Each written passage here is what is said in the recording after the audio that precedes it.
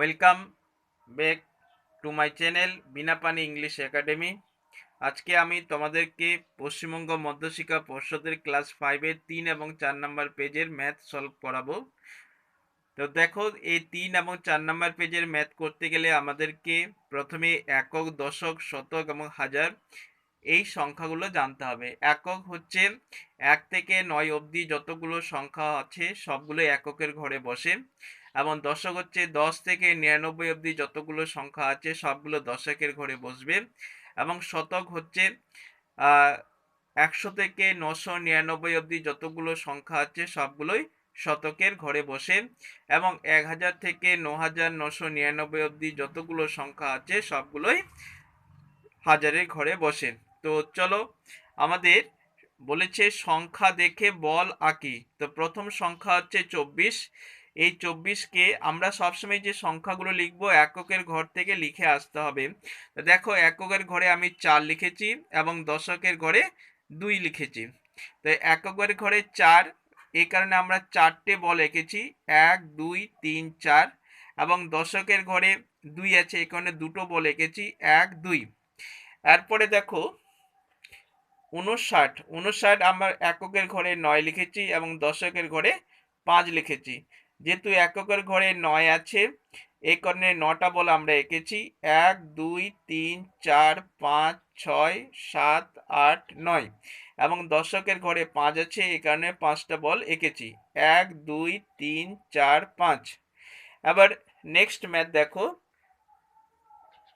98 9 8 আমরা এককের ঘরে 8 লিখেছি এবং দশকের ঘরে 9 লিখেছি। তো এককের ঘরে যেহেতু 8 লেখা হচ্ছে, এই কারণে আমরা 8টা বল এঁকেছি, 1 2 3 4 5 6 7 8, এবং দশকের ঘরে 9 আছে, এই কারণে আমরা 9টা বল এঁকেছি, 1 2 3 4 5 6 7 8 9। এরপরে দেখো, এরপরে দেওয়া আছে 1 0 0। এককের ঘরে আমরা 0 লিখেছি, দশকের ঘরে 0 লিখেছি, শতকের ঘরে 1 লিখেছি। যেহেতু এককের ঘরে 0 আছে, এই কারণে আমরা কোনো বল আঁকিনি। দশকের ঘরে 0 আছে, এই কারণে আমরা কোনো বল আঁকিনি। শতকের ঘরে যেহেতু 1 আছে, এই কারণে আমরা একটা বল এঁকেছি। এরপরে দেখো 108। 108 আমরা এককের ঘরে 8 লিখেছি এবং দশকের ঘরে 0 এবং শতকের ঘরে 1 লিখেছি। যেহেতু এককের ঘরে 8 আছে, এই কারণে আমরা 8টা বল এঁকেছি, 1 2 3 4 5 6 7 8। দশকের ঘরে 0 আছে, শতকের ঘরে 1 আছে, এই কারণে আমরা একটা বল এঁকেছি। এরপরে দেখো 5 5 4 আমরা যেহেতু শেষের দিক থেকে লিখে আসবো, এই কারণে শেষের দিকে 4 আছে, এককের ঘরে 4 লিখেছি, দশকের ঘরে 5, শতকের ঘরে 5। যেহেতু এককের ঘরে 4 আছে, এই কারণে আমরা 4টে বল এঁকেছি, 1 2 3 4। দশকের ঘরে 5 আছে, এখানে আমরা 5টা বল এঁকেছি, 1 2 3 4 5। শতকের ঘরে 5 আছে, এখানে 5টা বল এঁকেছি, 1 2 3 4 5। এরপরে দেখো 9 9 9 আমরা এককের ঘরে 9 লিখেছি, দশকের ঘরে 9 এবং শতকের ঘরেও 9 লিখেছি। যেহেতু এককের ঘরে 9 আছে, এখানে আমরা 9টা বল এঁকেছি, 1 2 3 4 5 6 7 8 9। দশকের ঘরে 9 আছে, এই কারণে আমরা 9টা বল এঁকেছি, 1 2 3 4 5 6 7 8 9। শতকের ঘরেও 9 আছে, এই কারণে আমরা 9টা বল এঁকেছি, 1 2 3 4 5 6 7 8 9। এরপরে সংখ্যা দেখো 1 0 0 0। এককের ঘরে 0 লিখেছি, দশকের ঘরেও 0, শতকের ঘরে 0, হাজারের ঘরে আমরা 1 লিখেছি। যেহেতু এককের ঘরে 0 আছে, এই কারণে কোনো বল আঁকিনি। দশকের ঘরে 0 আছে, এই কারণে কোনো বল আঁকিনি।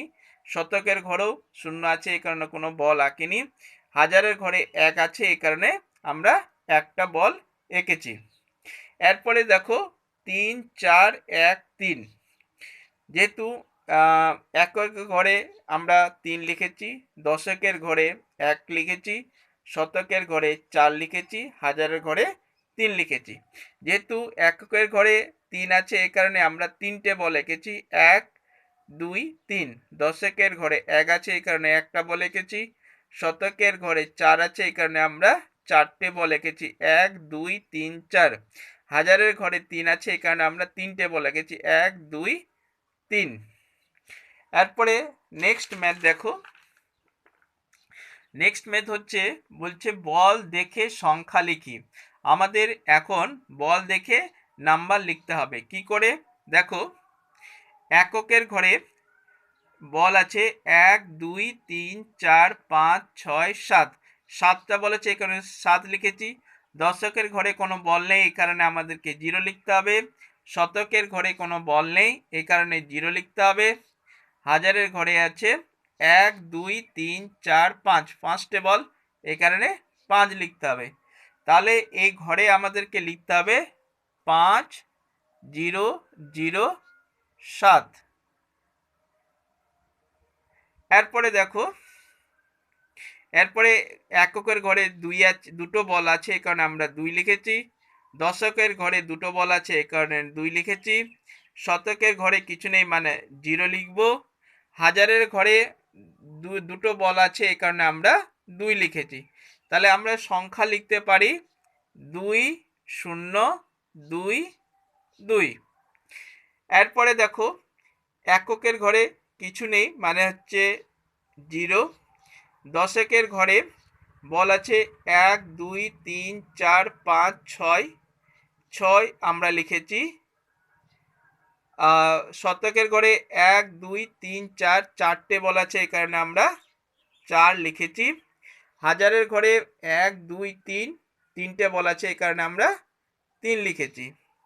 তাহলে আমরা সংখ্যা লিখতে পারি 3 4 6 0। এই ছিল আজকের ম্যাথ।